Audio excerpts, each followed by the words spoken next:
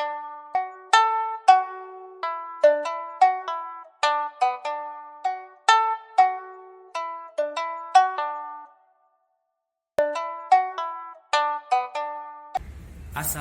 warahmatullahi wabarakatuh. Saya Tri Ardiansa dari SMK Negeri Pasirian dan saya merupakan CGP Angkatan 11 Kabupaten Lumajang. Di sini saya akan melakukan diseminasi tentang budaya positif. Terima kasih.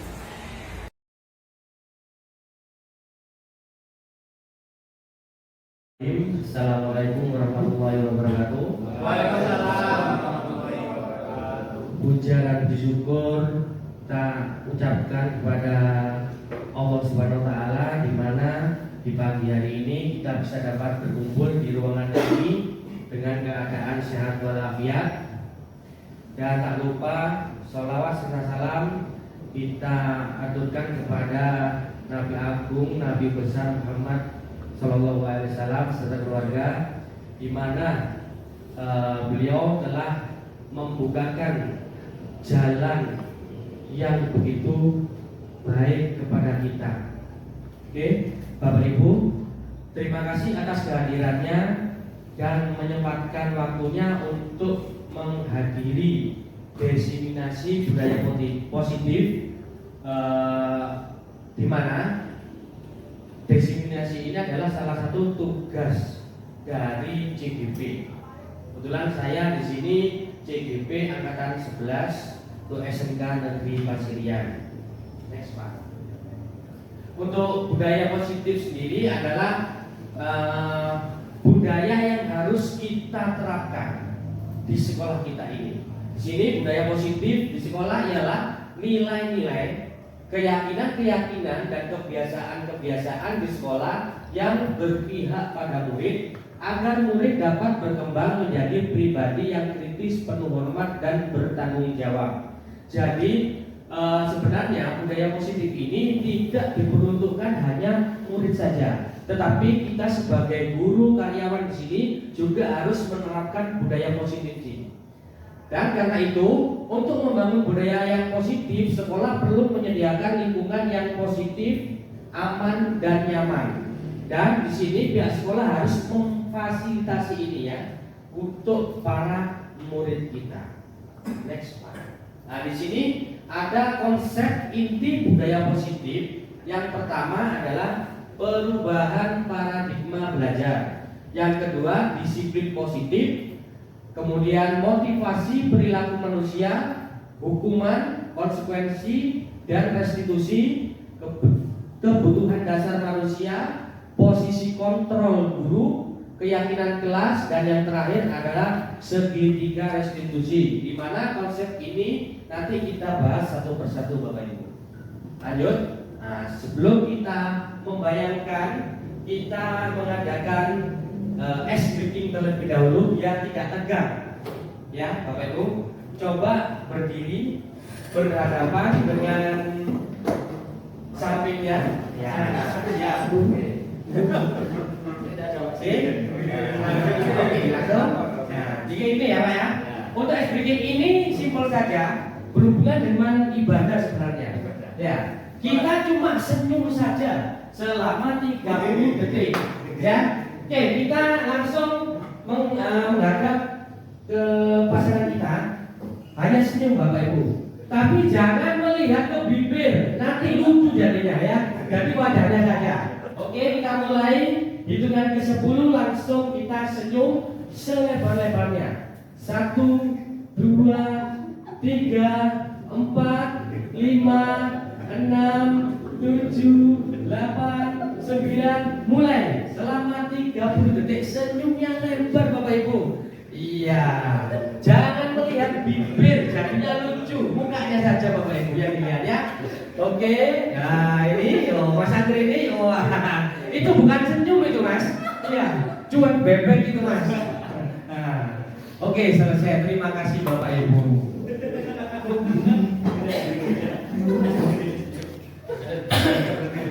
Oke, yang selanjutnya di sini ada gambar kepalan tangan di sini. Coba kita bayangkan kita mengepal Ya, dan di sini, coba di sini Anda menyimpan sesuatu yang sangat berharga dalam kepalan tangan Anda. Sambil dibayangkan ya Bapak Ibu ya. Anda perlu menjaga benda tersebut sekuat tenaga karena begitu pentingnya untuk kehidupan Anda di sini. Kemudian di sini rekan Anda mencoba dengan segala cara untuk membuka kepalan tangan Anda. Kira-kira apa yang Anda lakukan? Oke, Pak Teguh, kira-kira apa Pak Teguh yang dilakukan? Kalau ada teman Anda yang ingin merebut atau membuka kepalan Anda dan ingin mengambil kepalan itu, Pak Teguh. Terima kasih Pak Ati. Jadi kalau misalkan saya memiliki sesuatu yang berharga ada di tangan saya, itu berarti hak saya dan milik saya. Ketika ada orang yang mengambil secara paksa, mungkin saya akan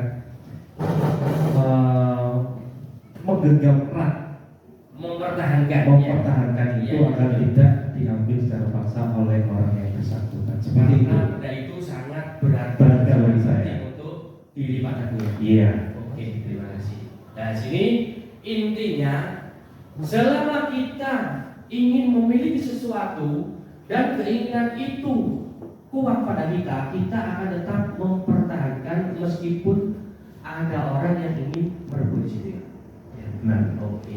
Terima kasih Pak Teguh. Sama-sama. Kasih aplaus untuk Pak Teguh. Oke, lanjut Pak. Nah, di sini ada miskonsepsi teori kontrol. Ini biasanya sering dilakukan, tetapi untuk miskonsepsi teori kontrol ini dalam filosofi Ganjar Dewantara itu harus dipinggirkan. Ya, jadi tidak perlu menggunakan ini. Ada cara-cara yang lain. Untuk contoh-contoh miskonsepsi teori kontrol ini, yang pertama adalah ilusi guru mengontrol murid.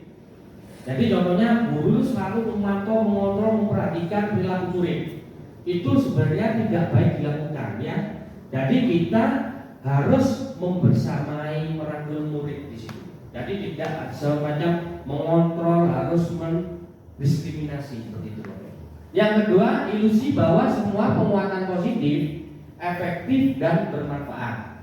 Yang ketiga, ilusi bahwa kritik dan membuat orang merasa bersalah dapat menguatkan karakter. Nah, di sini maksudnya menguatkan karakter itu tidak hanya dengan membuat orang itu merasa bersalah.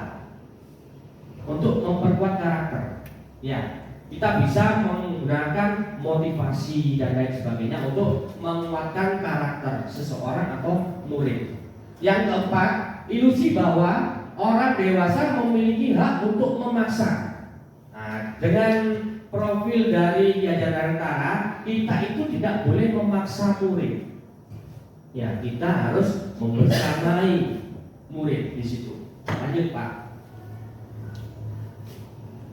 Nah, perubahan paradigma di sini ada stimulus respon dan teori kontrol.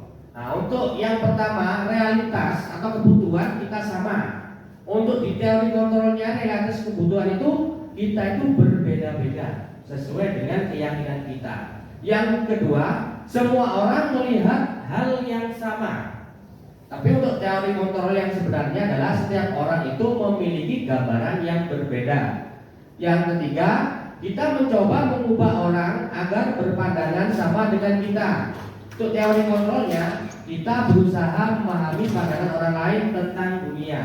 Tuh langsung yang terakhir Bapak Ibu, model berpikir menang atau kalah itu untuk stimulus responnya. Tapi untuk teori kontrol, model berpikirnya tuh menang dan berhasil di sini Bapak Ibu.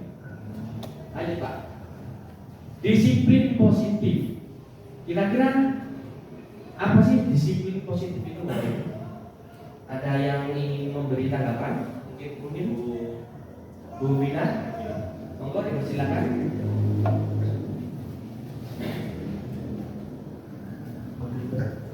Menurut saya disiplin positif itu adalah segala macam keyakinan positif, segala macam kebiasaan positif yang memang ada pada lingkungan sekolah tersebut, baik dilakukan oleh murid maupun keluarga sekolah yang lain. Begitu Pak Alvin. Oke, terima kasih Bu Vina. Jadi kita untuk membiasakan budaya budaya yang positif ya. Di sini akan saya bacakan untuk disiplin positif itu dalam rangka menciptakan lingkungan positif. Salah satu strategi yang perlu kita tinjau kembali adalah penerapan disiplin di sekolah kita. Kemudian disiplin positif adalah menumbuhkan disiplin yang didorong dalam diri anak tanpa hukuman dan hadiah.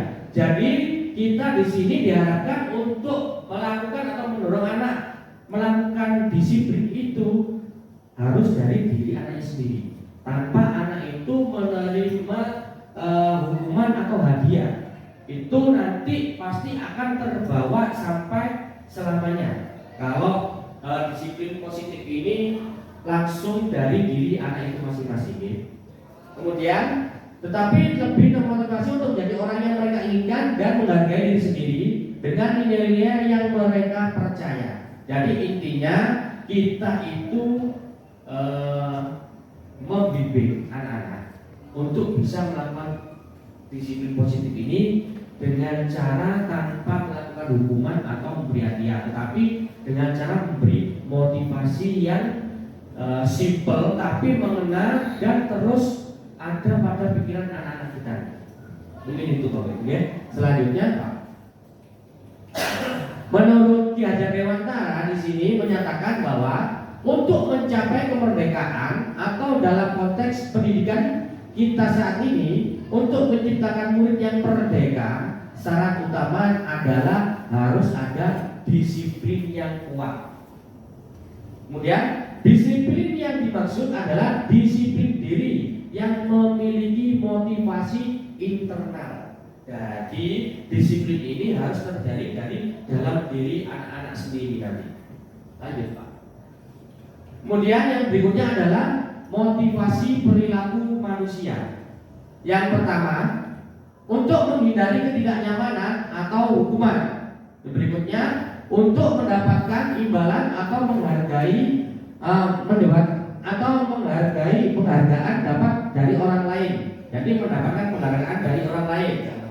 Yang berikutnya, untuk menjadi orang yang mereka inginkan dan menghargai diri sendiri dengan nilai-nilai yang mereka percaya. Lanjut Pak.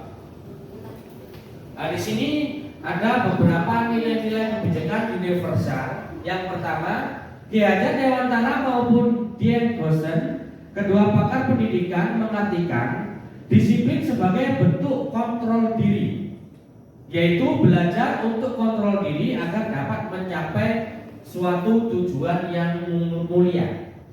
Yang berikutnya, tujuan mulia di sini mengacu pada nilai-nilai atau prinsip-prinsip mulia yang dianut seseorang.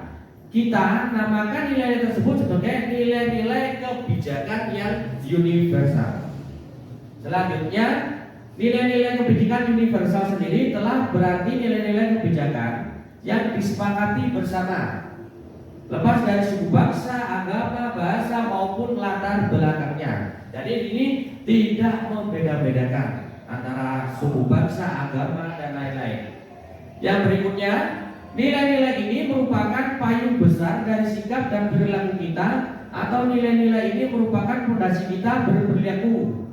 Selanjutnya, salah satunya adalah nilai-nilai kebijakan yang ingin dicapai oleh setiap anak Indonesia yang kita kenal dengan profil pelajar Pancasila. Dan ini untuk profil pelajar Pancasila sudah tertera di kurikulum Merdeka. Ya, lanjutnya Pak. Di sini ada beberapa konteks. Yang pertama ada hukuman, konsekuensi, dan restitusi. Nah, di sini antara hukuman, konsekuensi, dan restitusi ini pasti ada perbedaannya masing-masing.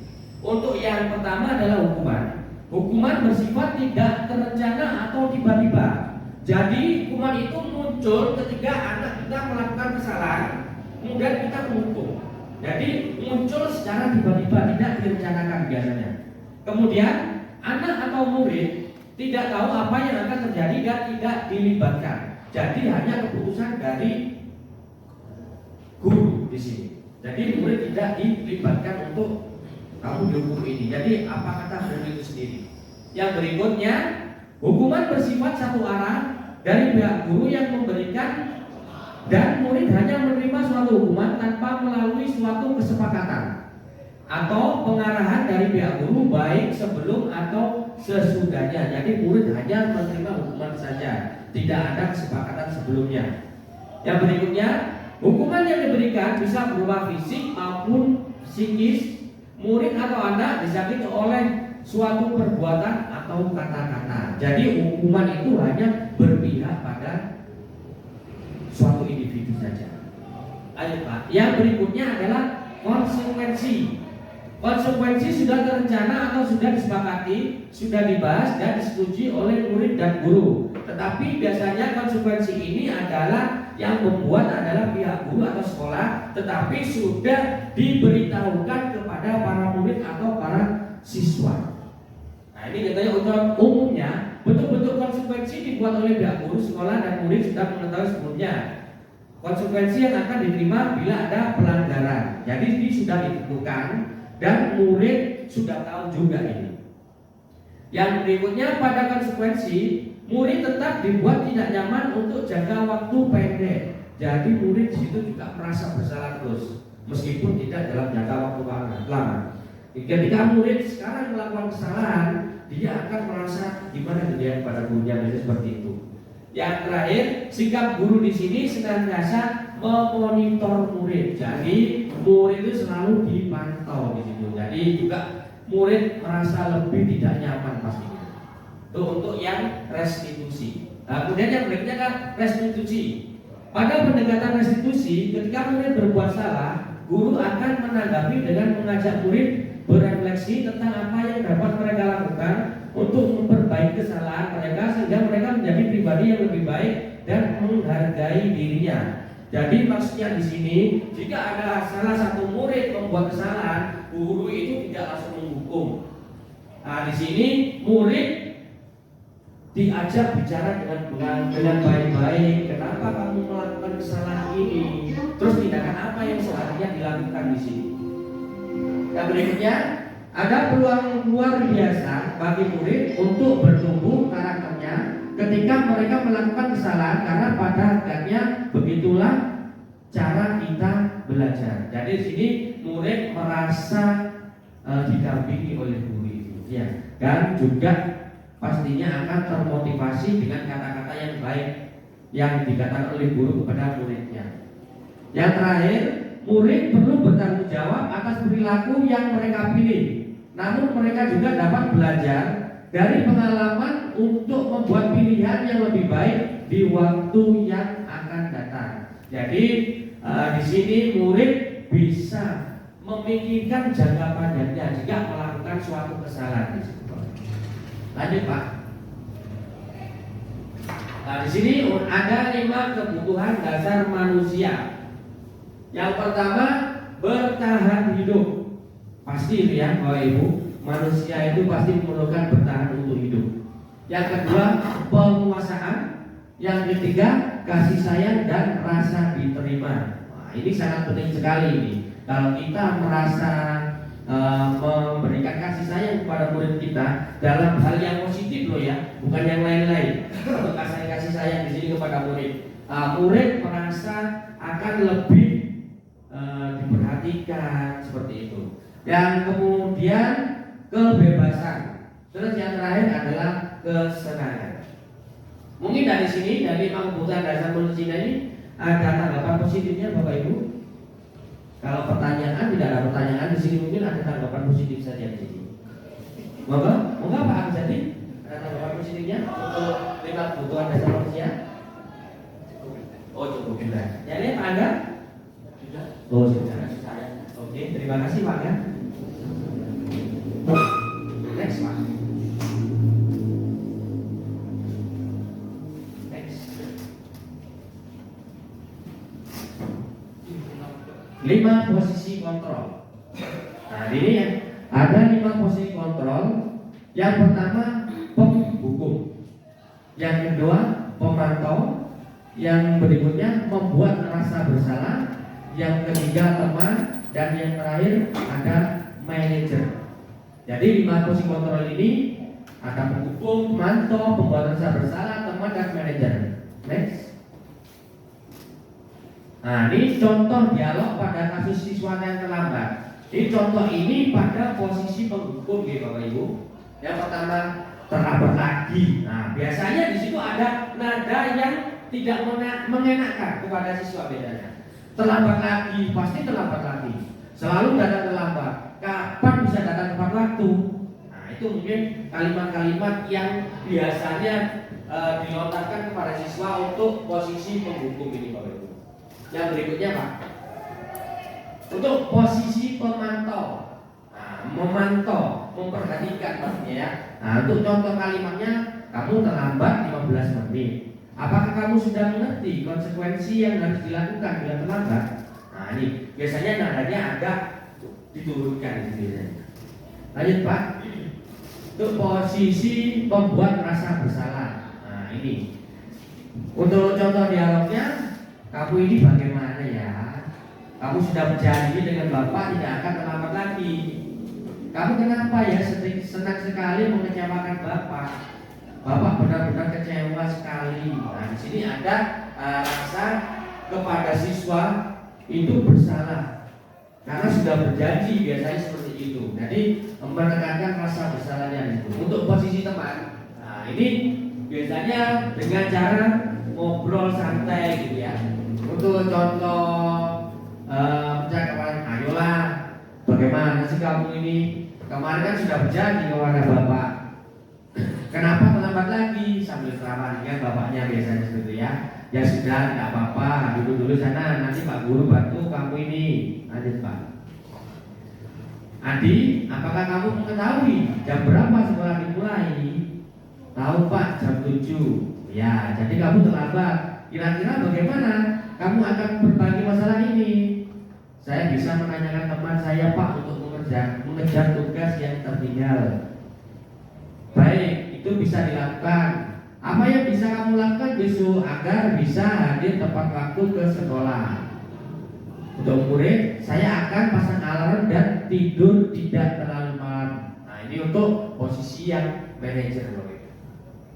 Lanjutnya Pak, keyakinan kelas. Kenapa keyakinan bukan peraturan? Kira-kira apa perbedaan keyakinan dan peraturan Bapak Ibu? Ada yang mau menanggapi? Pak Imam mungkin?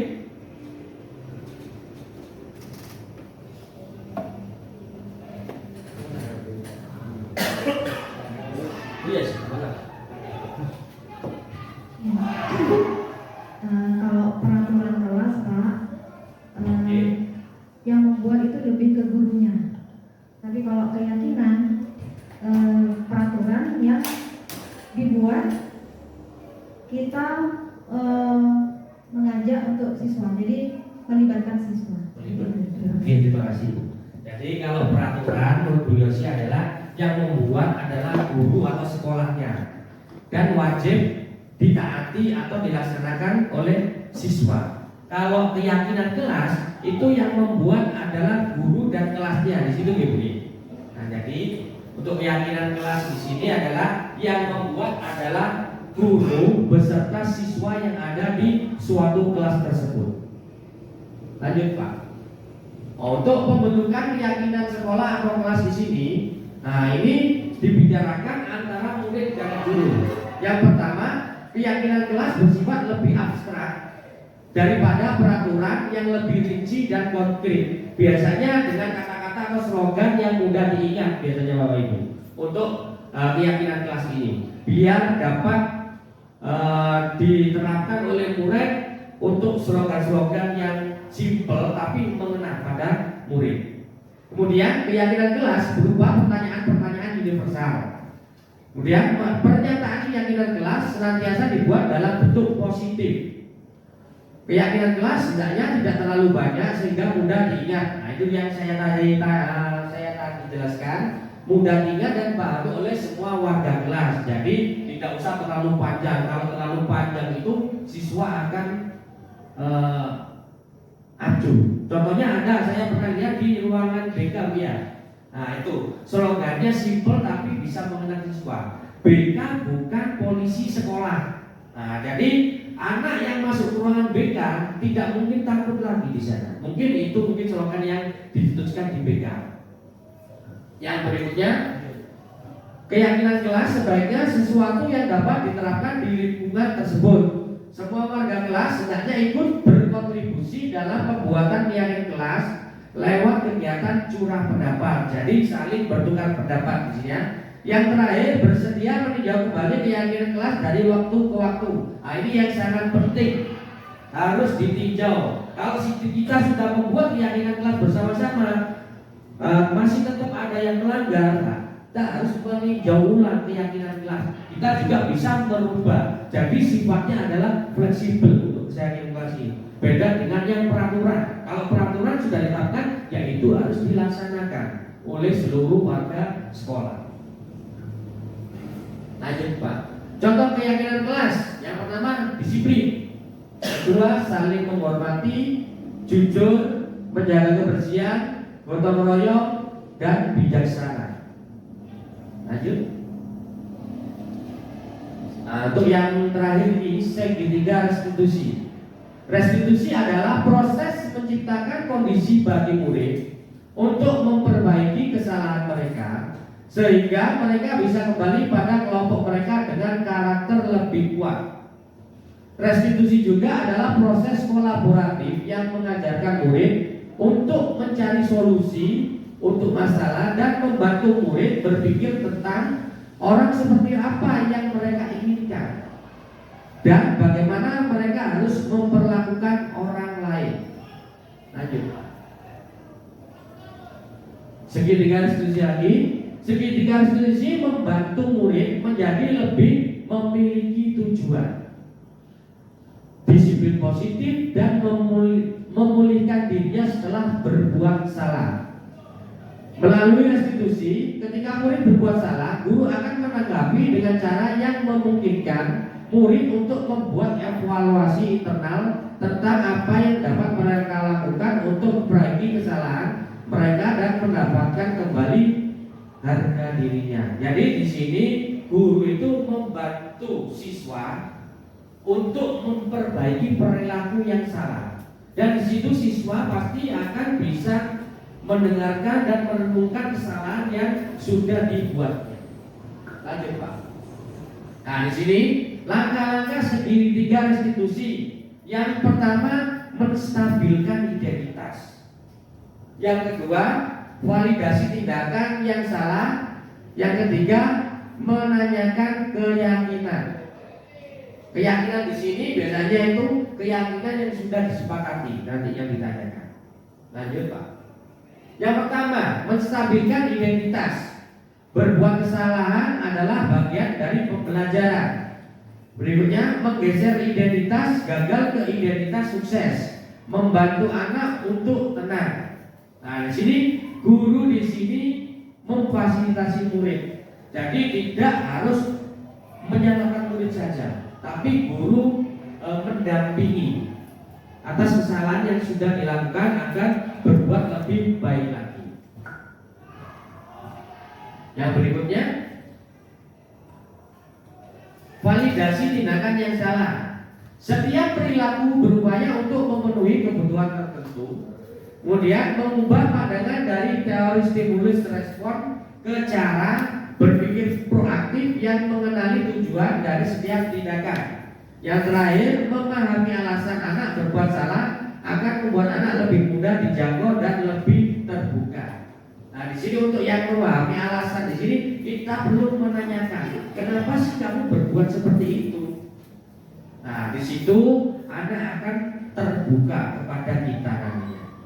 Yang terakhir, yang ketiga, menanyakan keyakinan. Lanjut Pak. Nah, menanyakan keyakinan. Pada dasarnya manusia termotivasi secara internal. Dan berikutnya, anak siap untuk dihubungkan dengan nilai-nilai yang dipercaya dan berpindah menjadi orang yang dia inginkan.